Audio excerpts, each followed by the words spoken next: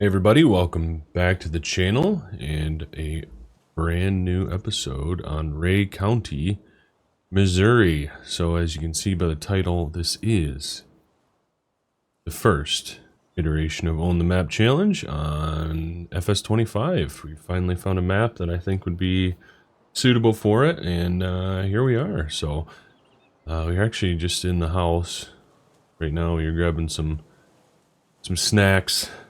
But we have been out cutting some hay this morning, some alfalfa this morning. And yeah, we were just inside grabbing some snacks quick because we have a broken cutter bar section on our mower. So we need to, or I got that loaded up in the truck, in the toolbox, actually, and we're going to go and change that cutter bar section quick.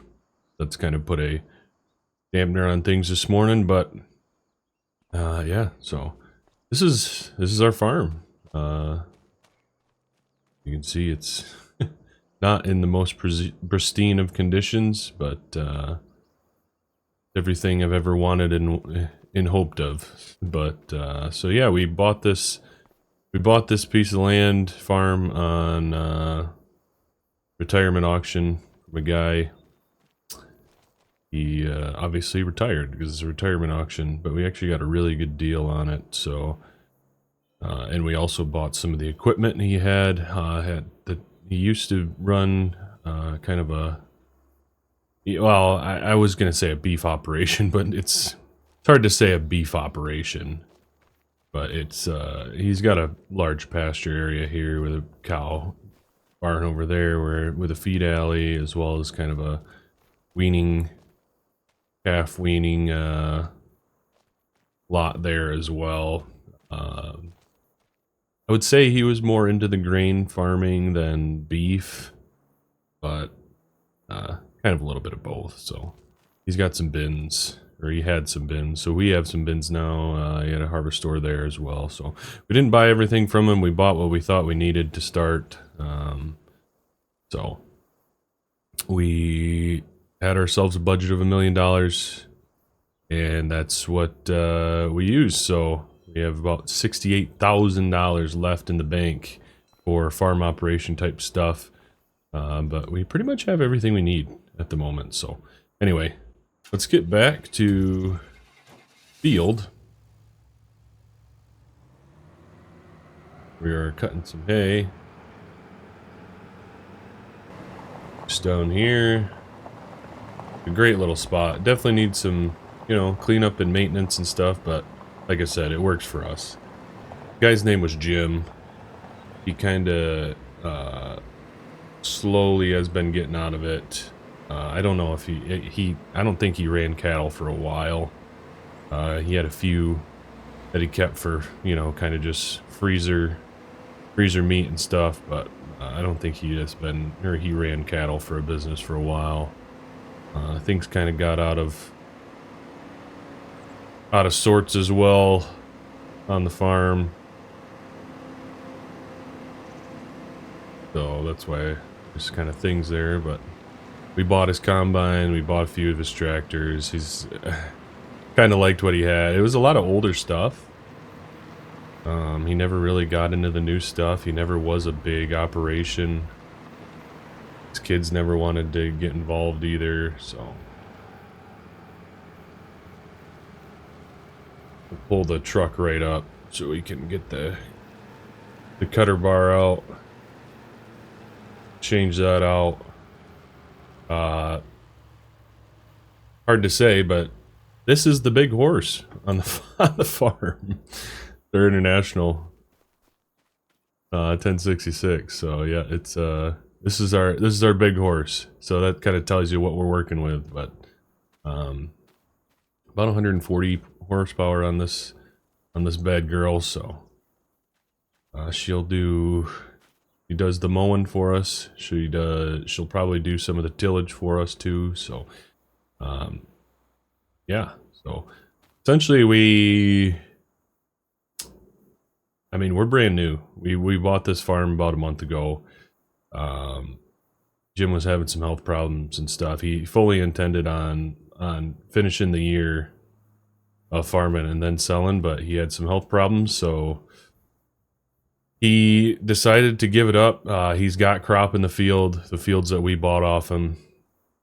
So we're gonna have to take care of those as well. We do not have many fields. This is our only alfalfa field at the moment. We have a cornfield that we are going to hire in a crew to chop for us, fill our harvest store with, and we got a field of beans. So that's all we got for the year. Hopefully we can make some money off that, but I would like to get those beef lots filled up and start running some cattle as well, but we got to get some feed in first. So that's why we were out here chopping some alfalfa. Hopefully we can get another cutting in this year, and then start next year. We'll get some cattle in and start feeding them and stuff. So I'm gonna get this cutter bar, this old cutter bar out here. Just got some broken teeth in there. Hit some rocks in here. Like I said, this field hasn't been taken care of very well, maintained. So there are some rocks in here. We need to be watching for that and stuff. But all things that we can kind of try to improve on and make this a functioning farm and start to grow the operation as well. So, we'll check back in with you guys here in a bit. Alright, so we are back in the tractor. Sorry if the conditions aren't very optimal for recording in an open station tractor at the moment, but it's what we have to work with. Might be a little loud, but yeah, we're getting her done. Everything's cutting nicely. Haven't had any issues since getting that new cutter bar in there, so happy about that. But old tractor's doing good. Everything's going well, so missed a little bit here. We'll try and pick that up. Can be a little tricky with these hay binds. We're just gonna leave it. You run over too much of that windrow, it can get a little dicey because it likes to clog up easily. You get too much of that already cut alfalfa in there, along with trying to cut the actual alfalfa itself. So it does like to get bunched up sometimes. We're just gonna kind of, I mean, for the most part, we're just gonna make rounds around the field. Going about 6 miles an hour here. Just gotta kind of have to slow it down in some spots where it's a little bit thicker, but the moment kind of on the ends here,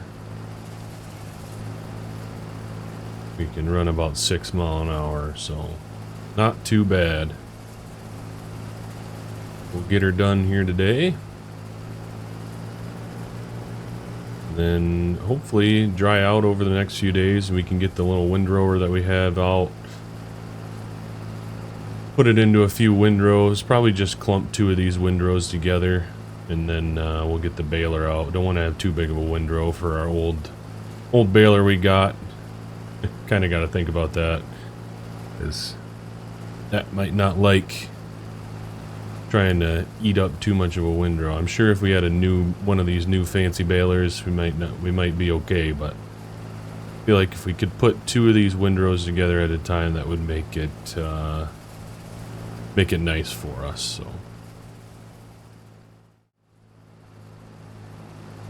I did grab my drone as well, so we're gonna stop at the truck, grab that quick. We'll try a little bit of some drone footage.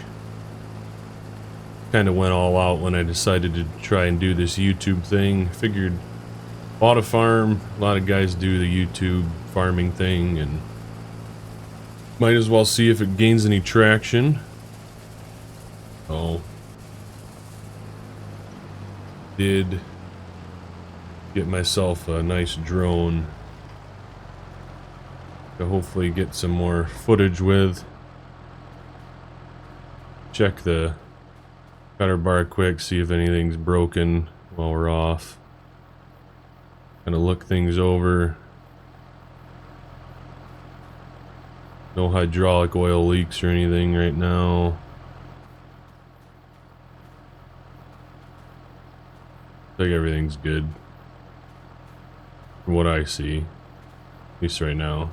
Tractor needs a wash, but everything's good on there. So we'll grab this drone, we'll throw it up in the air, we'll just kind of have it follow me around and do some a little bit of a time lapse type of the deal for you guys.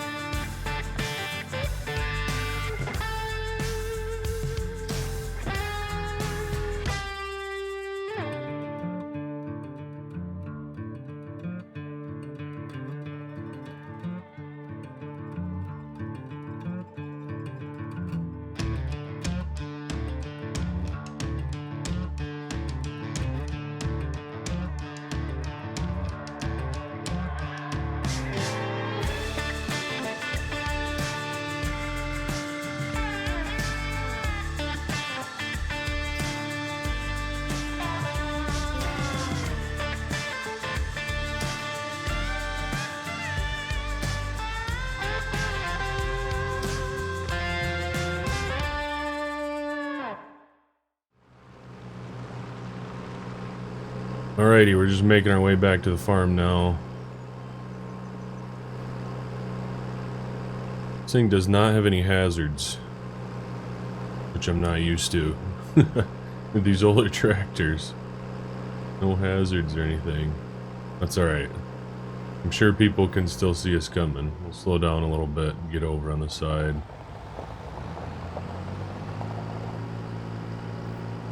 Kind of the big issue with...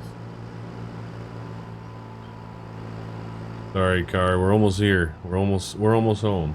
Get out of your way in a second. We'll try and beat this guy. Oh, we can beat you. Yep, we can. Alright, there we go. Home sweet home.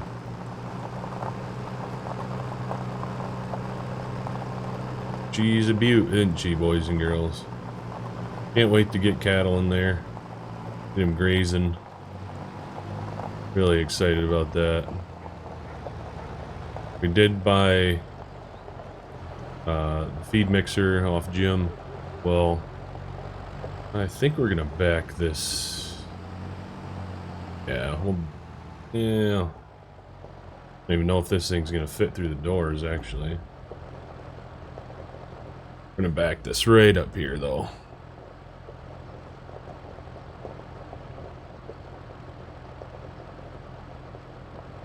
What do you think? Is she gonna make it through?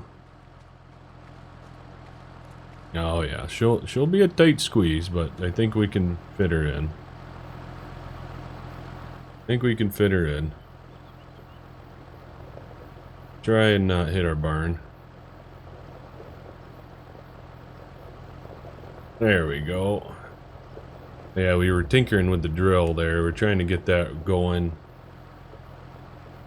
We added a seed box on it. Or a grass seed box on it. That's kind of been my project. A few days we just added this additional grass seed box here. And we ran lines down. You can see down there so we can drill some grass seed, alfalfa seed, whatever we want to do. Because I do think that with the addition of the cattle that's coming, we need to have another grass or alfalfa field. So we need to get some grain sitting in those bins. This is our cornfield here that we're going to be chopping. Well, we're not going to be chopping it. We're going to have a crew come in and chop for us. And this is our bean field here as well. So, got some weeds in here. You need to come out here and get it sprayed as well. I don't think I've mentioned it yet, but my actual main job, as I am not a full-time farmer, is actually I'm a custom applicator for the local co-op that's right down the road. You may have seen the big bins at the co-op. Co-op's an elevator as well, where most people sell their crops from around here. So that's our other lot here. So got two nice sized lots. That one's more of a weaning lot. See if we can sneak through here quick. A lot of stuff that we need to go through and see if we can get rid of it or what. This was just a parts combine for Jim's. Obviously he ran a gleaner. This is so his parts.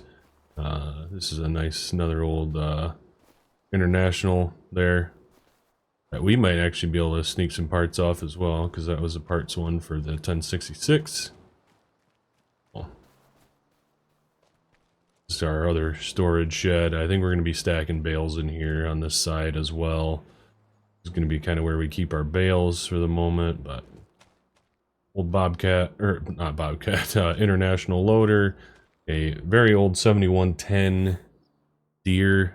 This is more of a European spec. It's not. I mean, it's made in the U.S., but it's got these like these front wheels here that are interesting. Kind of a European style wheel, but I will probably run that on this small merger here, this New Holland merger. We did buy the 6-row planter. Got our baler here.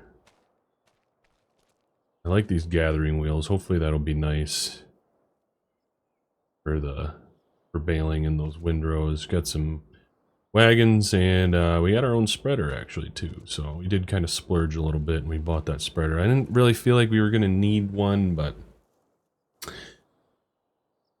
we did buy it. It was a good price. And then we got our Massey combine here. So this actually was not bought off Jim. Jim ran that gleaner, that L series gleaner. We bought this Massey off somebody else. Actually took a trip over to Iowa to buy that. It's got some wear on it and stuff, but overall it's in pretty good working condition. So excited to use that actually. But anyway, that's pretty much it. We got our Ford here, this TW20. I love this tractor actually. This is probably my favorite tractor on the farm. I really want to get a new paint job on it. I think that might be what we do this winter is put a little money into repainting this tractor. Probably wouldn't hurt to do the International as well, but I definitely want to do this one. I love this tractor. We're actually going to run the seed drill on this. We got the seed meter hooked up to it already, so we'll be doing that. And that'll be kind of our main loader tractor as well.